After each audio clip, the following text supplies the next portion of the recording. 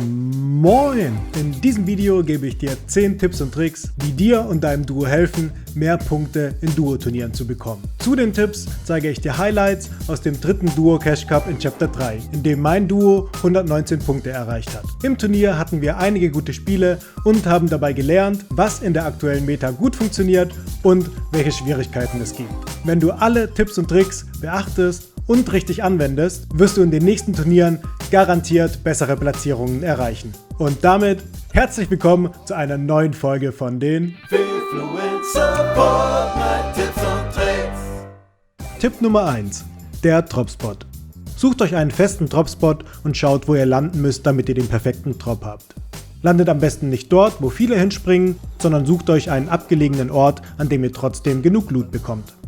Im letzten Duo Cash Cup haben wir in 9 Spielen 8-mal das Early Game überlebt. Und in dem einen Spiel, in dem wir gestorben sind, haben wir ein anderes Team gepusht.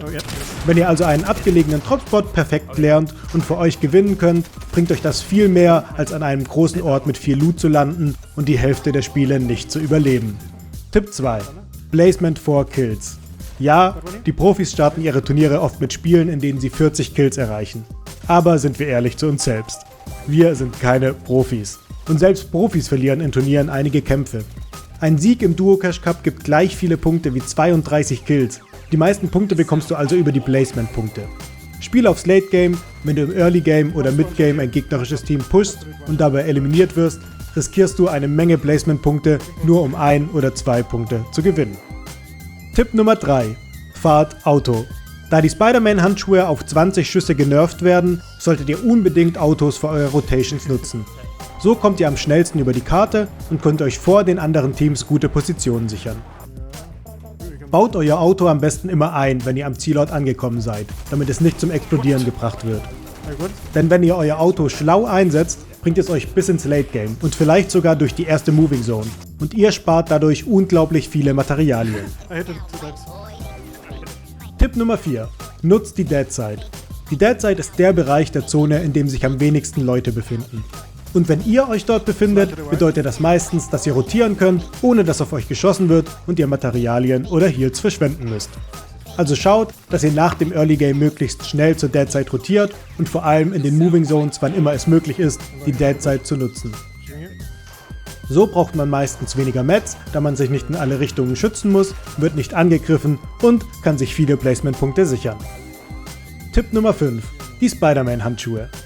Als wir die Spidey-Handschuhe im Late Game benutzt haben, haben wir gemerkt, dass es furchtbar schwierig ist, zusammen zu bleiben. Und wenn ihr im Late Game alleine unterwegs seid, verbraucht ihr nicht nur mehr Mats, sondern werdet auch viel öfter angegriffen. Also markiert euch während dem Schwingen mit den Handschuhen immer, wo ihr gemeinsam landen wollt und schwingt euch am besten immer an den gleichen Stellen entlang. Tipp Nummer 6: Teilt euch eure Munition richtig ein. Wenn ihr in Lobbys mit niedrigen Punkten seid, gibt es meistens keinen Storm Surge. Ihr müsst also nicht auf alles, was sich in der Entfernung bewegt, schießen und eure ganze Munition verballern. Teilt euch eure Munition ein, dass ihr in den Momenten, wenn ihr sie wirklich braucht, genug davon zur Verfügung habt. In Kämpfen und im Late Game. Tipp Nummer 7: Das Loadout. Die Spray-Waffen in dieser Season schießen unglaublich schnell und verbrauchen viel schneller viel mehr Munition. Damit ihr beide genug Munition zur Verfügung habt, macht es also Sinn, dass eine Person mit der SMG und einer Pump spielt und die andere mit der MK7 und einer Pump. Tipp Nummer 8: Bleibt eng zusammen. Die aktuellen Waffen machen in kurzer Zeit extrem viel Schaden. Bleibt also dicht zusammen, wenn ihr auf der Karte unterwegs seid. So könnt ihr euch gegenseitig helfen, wenn plötzlich auf euch geschossen wird und die Kämpfe sind für euch nicht schon verloren, bevor sie überhaupt angefangen haben. Tipp Nummer 9: Kennt eure Rollen. In Turnieren macht es Sinn, dass ihr feste Rollen in eurem Duo habt.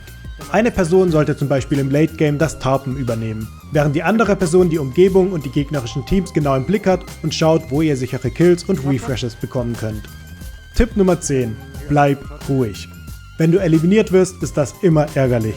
Wenn dein Duo aber noch lebt, ist das meistens im Kampf oder im Late Game, also in einer stressigen Situation. Versuche dich also nicht laut aufzuregen, während dein Duo noch im Spiel und konzentriert ist.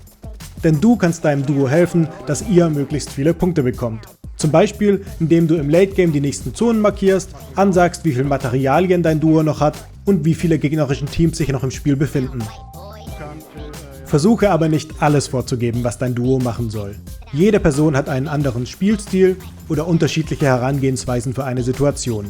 Sprecht euch am besten ab, welche Angaben ihr gegenseitig von euch hören wollt, wenn ihr ein Spiel als Solo zu Ende spielen müsst. Wenn dir das Video weitergeholfen hat, dann lass gerne ein kostenloses Abo und einen Daumen nach oben da. Und wenn du mir live zuschauen willst, wie ich Fortnite-Turniere spiele, schau gerne auf meinem Twitch-Kanal vorbei. Den Link dazu findest du unten in der Videobeschreibung. Wir sehen uns im nächsten Video, im Twitch-Chat oder im Battlebus. Bis dann!